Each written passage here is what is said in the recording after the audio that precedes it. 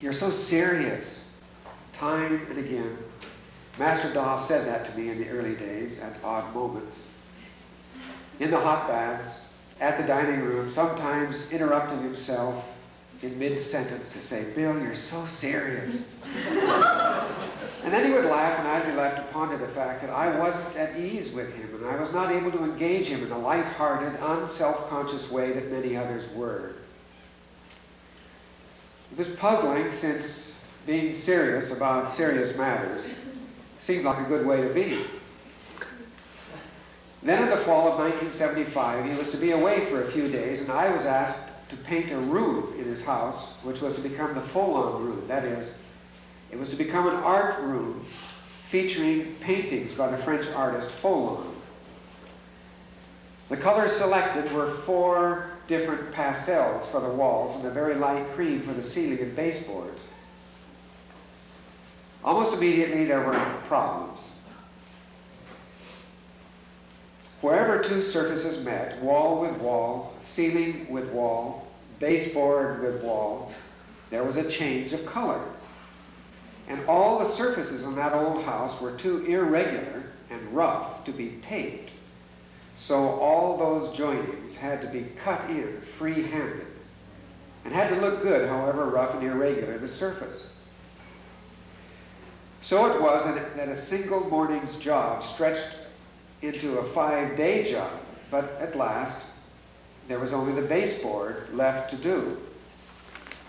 And so I opened a new can of light cream enamel, and beginning behind one door, went all the way around the room without stopping, painting the baseboard. At last it was done, this whole difficult, troublesome job, and it was perfect. Everybody who saw it said it was perfect, and I thought it was perfect too.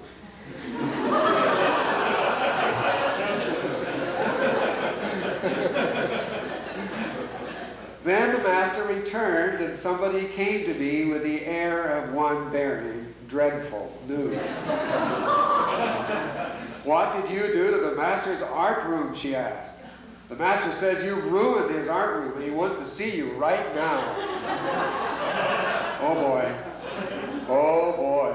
So I headed for the house, and there he was out in the driveway, a great towering thundercloud.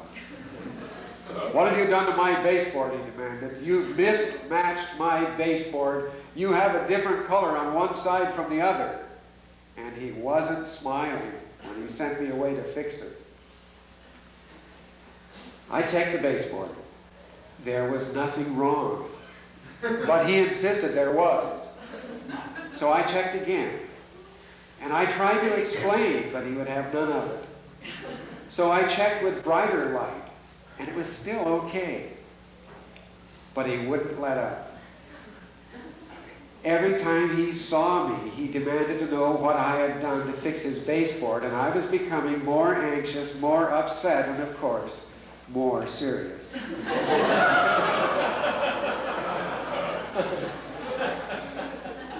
Finally, on the 3rd day, I was again in the art room staring at the baseboard. There was simply nothing I could do. Then it came to me. None of this had anything to do with the baseboard. It had only to do with me. It had to do with my whole serious, humorless, concerned approach to Master Da and to life in general. I hurried from the house. At the gate, I saw him coming toward me from the hotel and heard him shouting across the distance, "Bill, what are you doing to fix my baseboard?"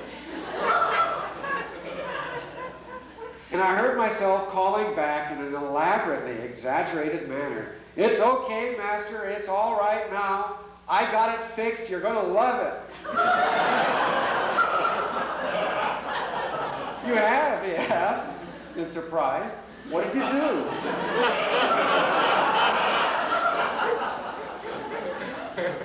By now, we were standing face to face in the driveway.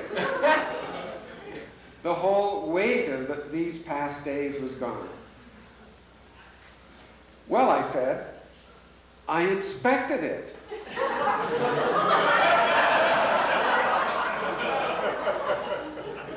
There was a moment of silence as he continued to stare at me.